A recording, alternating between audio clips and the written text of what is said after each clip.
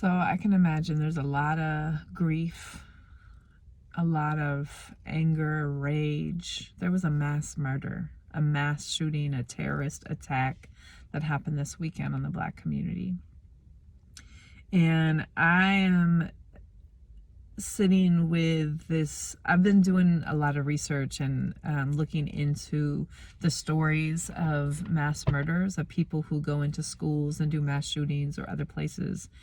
And they're almost all white boys. Let's be clear. This is a white issue. This is a behavior that is rooted in a white identity.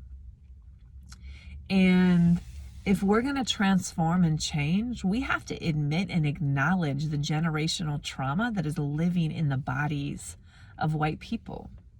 It's living in us. So how many therapists or counselors have had a white boy come to them and made threats or talked about racist ideas and thought, oh, they're not going to do anything.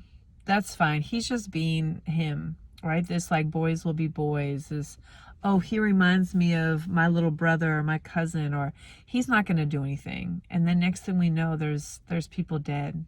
There's fear running through communities because a young white boy wanted to be looked on as a terrorist. He loves the attention, the energy. They look, all of them talk about how they looked at these other mass shooters as heroes and wanted to be like them. This I want to be seen. Let me put a camera on my helmet and video it. Live stream this shit. Live stream murder? It can't. There is a psychological problem. This idea of white sociopathy is real. And I'm speaking to all the counselors, therapists, teachers, people who work with young folks, because a lot of them are young. I mean, this kid was 18, and he had made threats before. This is not new. And yet so often it turns into, oh, they're not being serious. It's not really real. This is real. People are dying. They have been dying. It's not new. This is not new. It's not surprising that this is going on in the midst of a system and a country that still upholds and highlights a culture of white supremacy.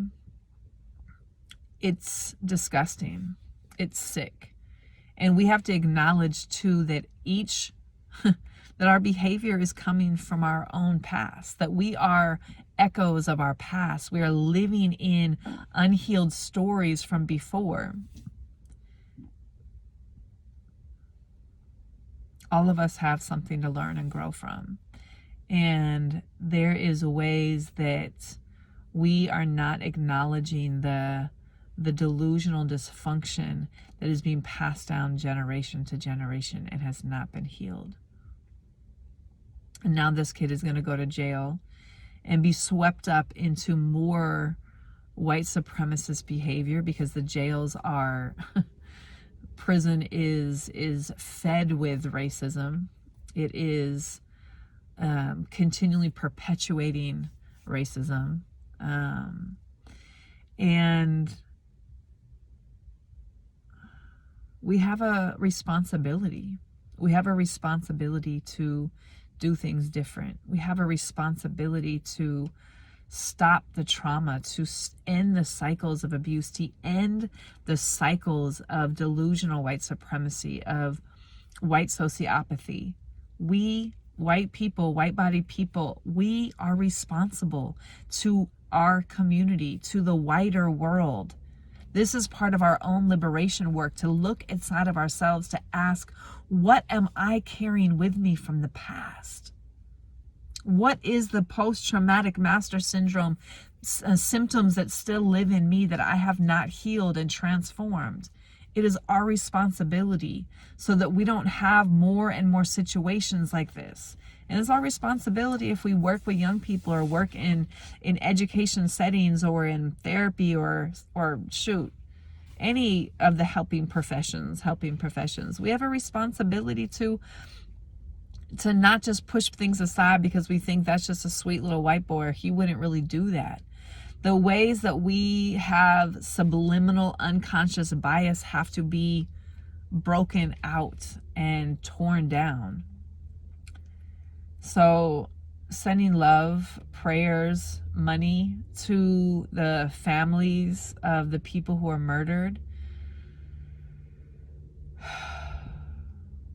and asking us as white-bodied people to be in this work. It requires all of us. We are all needed to do this transformational work. So lots of love, and let's do it.